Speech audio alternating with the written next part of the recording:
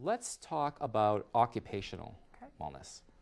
Sometimes the intellectual tree branch or the intellectual bucket will grow into the occupational bucket. Okay. Sometimes it won't. Sometimes it just stays at the intellectual level, let's say the smaller pieces of going and taking a class, reading a book. But sometimes it grows into the occupational where maybe somebody decides that they want to pursue a career change. It's a bigger thing to take on. Right. Or going and getting a degree, or pursuing a larger piece of retraining.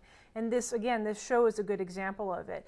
You might have gotten the bug to, I want to go and see what it's like to start a public access show, and then realize it's a big thing to do. But you decided it met a passion, and it stimulated you, and you're going for it. Right. And so it became a bigger part of your life. So perhaps people will take on that bigger challenge. Exactly. So that's kind of the occupational piece where it fits maybe more into your career or your life goals in those ways. And I think with the downturn in the economy, this dimension has probably been directly impacted. Certainly if your job is, your occupation, your job is being impacted by the economy, it's going to drum up other parts of your wellness dimensions, like your emotions, your intellectual capacity, all those kinds of things. But it seems like what's happening now, folks have there could be a silver lining with getting laid off. As negative as that, it's hard to say, but maybe this is the opportunity for you to go after some free money, like Sacramento Works has got funding to help retrain people into a different field. And so maybe you're a retail manager at Nordstrom's or something, and you got laid off. Well, maybe this is the time to think about becoming an IT manager. Maybe you've always wanted to be an IT manager, or you always wanted to go into human resources, or you wanted to go into shipping, or whatever it might be, or broadcasting, you know, whatever. That you can go to Sacramento Works, as one example, there's lots of resources, and access those funds to get retooled into a different occupational area.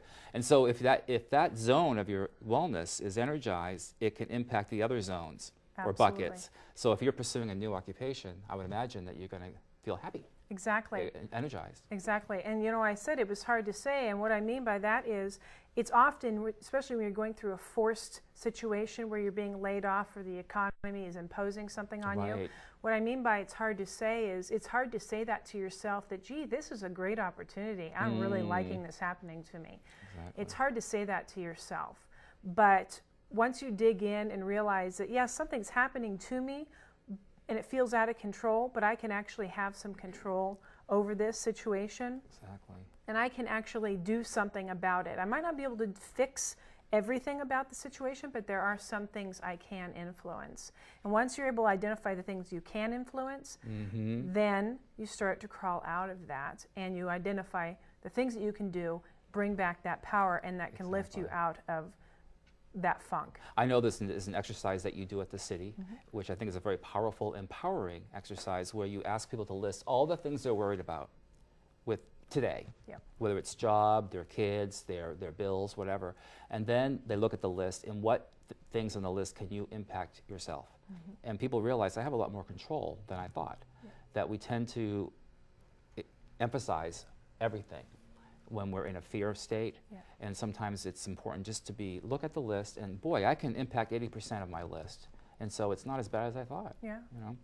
Absolutely. Let's talk about the physical dimension of wellness, which is probably the most obvious type that organizations focus on. What's your thoughts about what would be in the wellness zone, the wellness dimension? Well, when we have emotional issues occur, that's when we stop the exercising. We want to lay in bed, we want to cocoon, we want to pop the food usually, and watch soap operas. Of course, of course. We want to become voyeuristic. Watch everybody else do things and not do our own thing. So, but research is all over the place showing that the more physical you can be, the better off your wellness is going to be, as well as your emotions. You actually can't fight the physical things that go on in your body that actually help decrease the depression that might actually take over if you actually can become you know, as low as possible when you're feeling as bad as possible. So exercise is actually an excellent way to take over and do something really constructive when you are trying to raise your wellness awareness. So, so if you're feeling out of control in a lot of areas, or you think you're feeling out of control, that's definitely an area that you can impact. Yeah. And we're not talking about running a marathon. Right, right. Walking, weight room is another thing. Going and getting into a 24-hour fitness or some sort of weight room. Community centers have all kinds of weight rooms that are low cost everywhere. Treadmill, if you have it in your house, or even just going and buying some low-cost weights at, you know, a Sport Mart or something like that. Well, even like nutrition. I started juicing. I don't like vegetables. My eating habits aren't the best.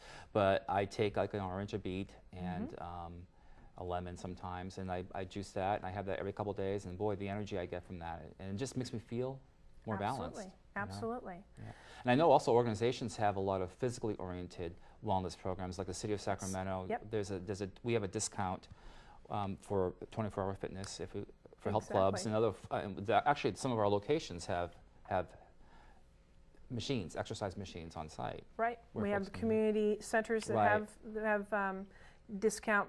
Well, we have the health club discount program. We have community centers that allow employees to use the machines that we have at the discount, or excuse me, at the different community centers. And then we also have employee lap swim at the different community centers. So we're encouraging our employees to go out and use those different facilities also, as well as citizenry. It's also open to the citizenry. Good.